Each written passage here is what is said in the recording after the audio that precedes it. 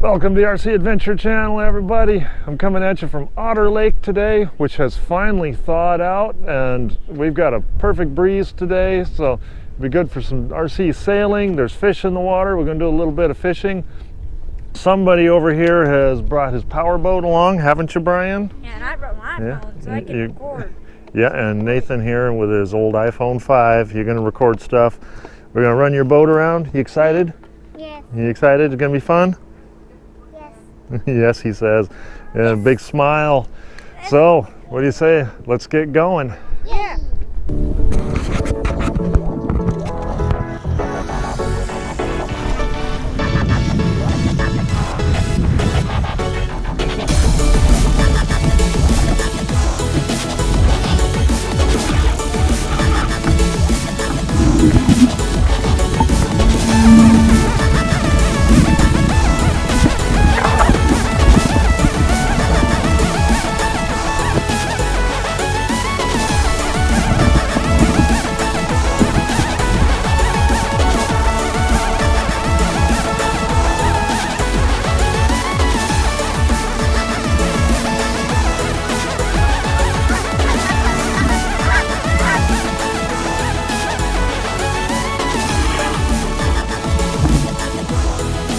Really? You're running into me now, Brian?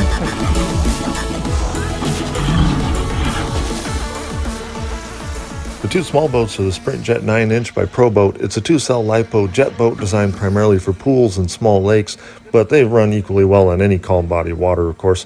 They do also handle the rougher water fairly well, but I've found the self-righting feature to be kind of difficult to use.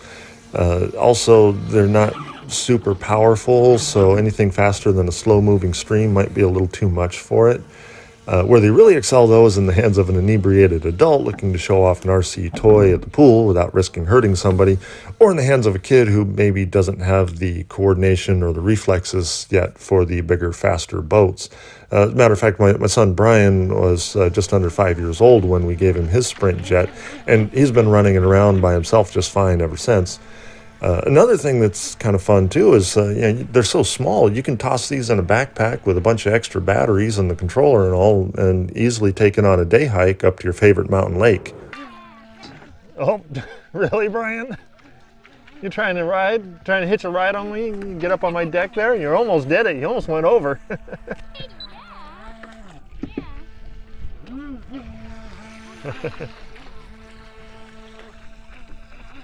Oh, I'm straight into the wind. Turn boat. There we go. And there we go. We catch the wind. Oh, really, Brian? Really? Sailboats have the right of way, remember? The sailboat is a T37 by Tippecanoe Boats. It's 37 inches long, about 5 feet tall from the bottom of the keel to the top of the mast, and it's made out of mahogany plywood. Now, this isn't a ready-to-run boat. This is a kit, and you build it using a technique similar to the stitch and glue technique that you might be familiar with for some full-scale boat kits. Basically, you take the CNC cut pieces of plywood that make up the hull, and you tack glue them together with CA, and when you're happy that everything's in the right position, you come along with the epoxy and final glue it all together. One of the things that I really like about Tippecanoe kits is just how complete they are. So the only things you need to add to this particular boat to get it out on the water would be paint, varnish, AA batteries, and a space to build it. In fact, if you don't have enough space for a 37-inch boat, they have a 27-inch model. So if you want to go bigger, they've got bigger models. So there's quite the lineup there. In fact, there'll be a link down in the description for Tippecanoe and also for the ProBoat Sprint Jet 9-inch.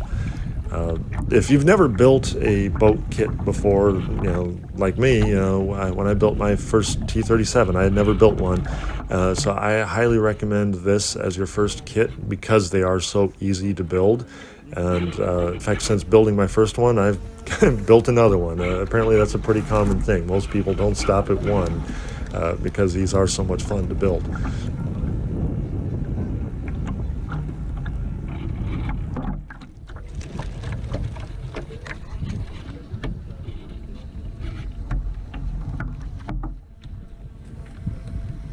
So to answer the question once and for all, which one's better, powerboat or sailboat? Well, it's actually really obvious. In fact, every boater knows the answer to that question. It's the kind of boat they're running right now. Personally, I've had both, power boats and sailboats, full scale and model of each, and I say 6 of one, half a dozen of the other, because they're both a lot of fun, just in different ways. You know, the power boat, you put it in the water and you give it full throttle, and in a matter of seconds, you're skimming across the surface of the lake like a hydroplane, rooster tail going up behind you, engine noise, wind in your hair kind of thing, you know. I mean, it's a blast and it never gets old. On the other side of the coin, you got your sailboats. You put that in the water and the wind catches the sail and it silently accelerates. And it's a little harder to describe this one, but it's something about harnessing the power of nature to make your boat go. And you really have to experience it to fully appreciate it, I think. Because I don't think there's a way to put this into words. Either way, both are going to get attention. People are going to want to know what's this boat with these colorful sails, or the noisy engine and the rooster tail and all. They want to, where did you get it? How much was it? How fast can it go? And it's going to give you some great opportunities to introduce people to the RC hobby, and that's something that everybody should be doing, I think. Take every opportunity you can to introduce more people to the hobby, because the more that are in it, the better it's going to be for everybody. But I can't just go out to Otter Lake and not do some trout fishing. No, they're not the biggest trout that I've ever seen, but they're decent sized and they're good eating, plus it's a well-stocked lake, so usually I hit my limit pretty quick. I'm gonna show the camera. Yep, Brian got a stick. I didn't take a fish, I caught a stick. Goofball. Keep trying. They're out there. I've seen them. They're just not biting right now. I think we got the wrong time of day, maybe. The thing about this lake is it seems like either you get out here and you catch your limit in a matter of minutes, or you don't catch anything the whole day. I don't know, it's weird. But it's all right. It's not about catching fish, right, guys? Yeah, it's about fun. It's about having fun. Very good, Brian.